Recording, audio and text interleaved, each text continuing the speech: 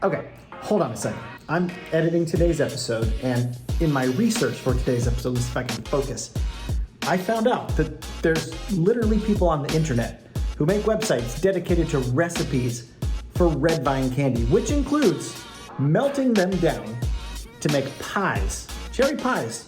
This will all become clear to you as soon as we roll the intro.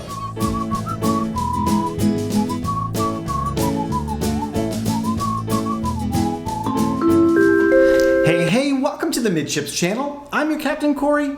Thank you so much for stopping by the channel today. And in today's cruise news, Carnival, we're going to talk about them. They're acknowledging the fact that they have a major problem on their hands in the form of a shortage of crew members to work on board these ships that they run.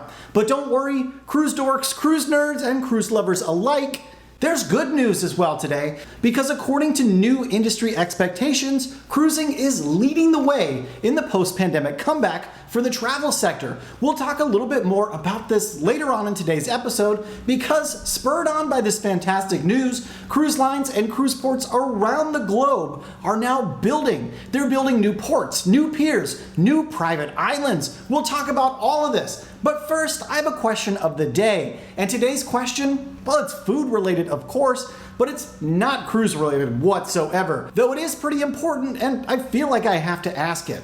When you go to the movie theater and you order licorice, do you prefer Twizzlers or red vines? Let me know your answer in the comments below this video. And this could be a pretty polarizing one. Twizzlers, red vines. Now let's start the cruise news with a really happy topic, at least for some people. If you've ever dreamed of getting married on a cruise ship, which I have, ladies, hello. Well, beginning this September, Carnival says they will once again accept reservations for you to get married or renew your wedding vows on board their ships. And apparently, this is something that's pretty popular to do. I really only heard about it a few years ago. Of course, we know that pretty much every cruise ship has a chapel on board, usually way up high.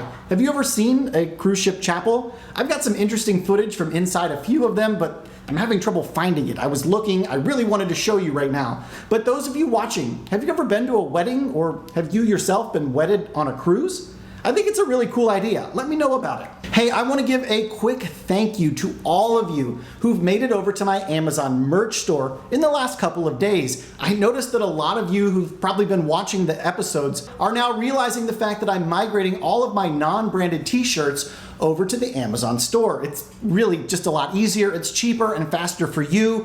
You can literally order today and your shirts will be delivered free in like 2 to 3 days time. Shirts just like this one, home on board. It's available right now. If you'd like to check it out, there's a link in my description below to my Amazon affiliate store. In there, just click on the professional cruisers section. Yeah, you'll find everything I take with me on every cruise. There's also a great first-time cruiser marketplace in there as well.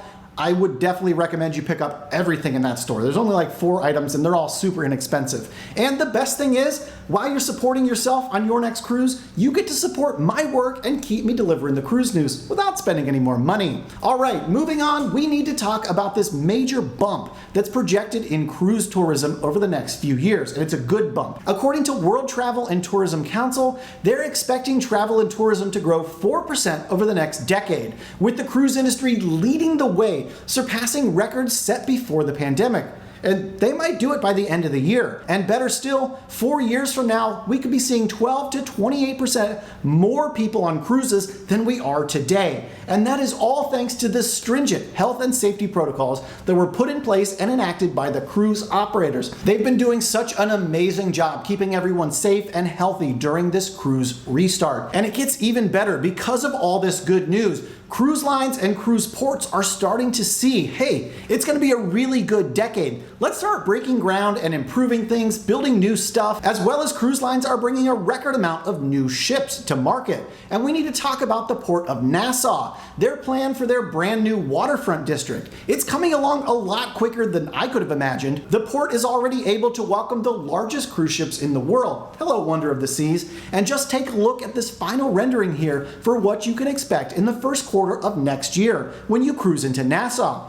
And it's not just Nassau that's breaking new ground. Royal Caribbean is building a brand new Perfect Day over in the Pacific, and Disney Cruise Line is set to open Lighthouse Point in the Bahamas sometime in 2024. We don't know a whole lot about this Disney Cruise Line island, but we do expect them to spend somewhere in the neighborhood of $400 million to build something that I bet is going to be really special for that cruise line. Now, moving further south, Belize is working on another world-class cruise facility slated to open later this year. And not to be outdone, Carnival Cruise Line was like, hey, why don't we just break ground on our new private port stop that's going to be in Grand Bahama instead of Freeport? So as you can see, the cruise industry has fully rebounded, and now they're looking to the future of growing ports, private islands, new destinations, new experiences. So make sure you're getting your booking on for your next cruise. There's so many new destinations on the horizon for us all to experience together. But there's one destination in particular that I'd like to experience right along with you, and that's Carnival's private island, Half Moon Cay. If you'd like to come along with me, I have a group cruise planned. We're leaving this October 24th from Charleston, South Carolina on board Carnival Sunshine. If you'd like to get more info on how you can cruise along with me, there's a link to the group's Facebook page in the description below. You can join up and get all the information about my group cruise there. And we're doing something really special on board, but you're only going to find out about it if you join the Facebook group. Yeah, there's the link. And here.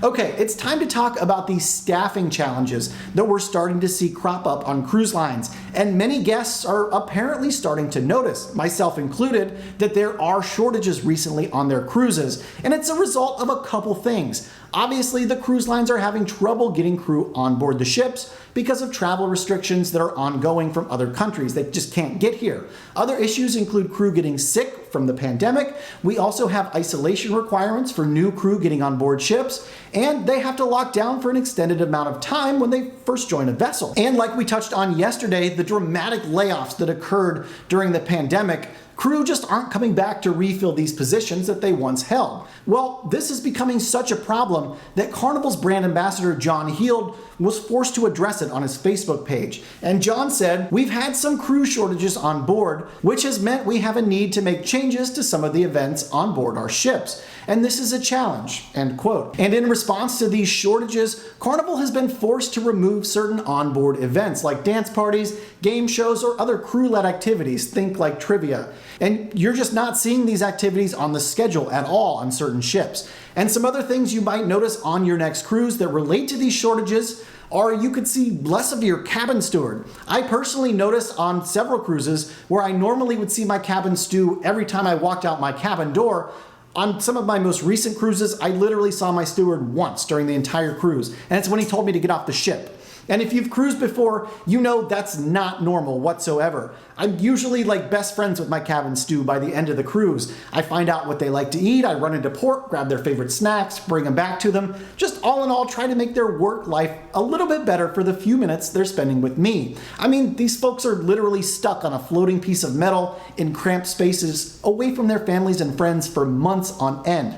Now, some other things that could result from these crew shortages include longer lines at guest services and potentially even cancellations of some of the onboard performances. Now, that would be noticed. Now, some cruise lines are already taking measures to alleviate some of these shortages. They're doing everything from capping the amount of people who can book onto a sailing all the way up to just plain canceling cruises outright, which is not fun at all. So you might be asking, what are some ways that we as cruisers can help make the staffing shortage more bearable for those crew members who are working away diligently on board?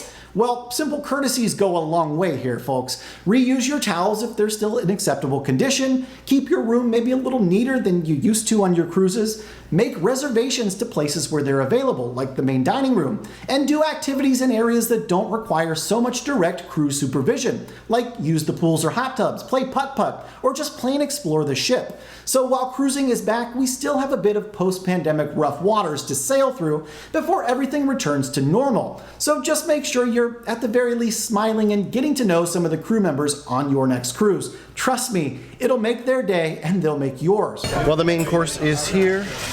Chicken Parmesan. The guys here at the table, Fritz and Gerald, are doing amazing as usual. Here they are, back behind me, pouring the wine, bringing the food, bringing the good times on this ship. We can't wait to see them again tomorrow night. Unfortunately, we have to say goodbye tomorrow night. That's the sad part, right? Yeah, that's the sad But, part. you know, some other people are going to watch this and they're going to come and see you, probably because of this. So, Fritz and Gerald, make sure you ask for them when you come here on the Divina. Now, we need to talk about a newish cruise line named Virgin Voyages. They're run by Sir Richard Branson, and they've got a brand new ship, the Valiant Lady. She just left the port of Barcelona for a cruise around the Med, and someone rather special's on board. Well, the founder, that is, Sir Richard Branson. He's in attendance, just sailing around, rubbing elbows, living it up with the folks on board. They say he's taking selfies with them at the pool, all kinds of fun stuff. So that'd be pretty cool, right? To enjoy not only a new ship, but a worldwide renowned celebrity cruising right along with you. And since we're talking about Valiant Lady, I want to congratulate Jay from the Ship Life channel here on YouTube for his contract on board that fancy new ship. Jay, I can't wait to see some of the behind the scenes content you're going to be bringing us from inside the secret world of the cruise ship. Wait, have you watched that? The Secret World of the Cruise? No, but really, I watched it on Amazon Prime the other night, and it was quite interesting. They took you inside the operations of the MSC Seaside in Miami. And let me tell you, now that I've seen how they clean the kitchen on a cruise ship, I never want to eat anywhere else again. Just watch it. You'll see what I mean. So if you made it this far into today's episode, please make sure you subscribe here to the channel and that you've hit that thumbs up. And check out my Amazon merch store. This shirt, it's totally amazing. Comes in 10 different colors. Thanks so much for stopping by the channel today, and until tomorrow, that was early, and until tomorrow, we'll see ya on the Midships. There are some bloopers here, and I'm still working on that mean comments episode. Man, I've gotten some real good ones lately. I can't wait to share them with you. We'll see you tomorrow. Check out this shirt. It's a good shirt.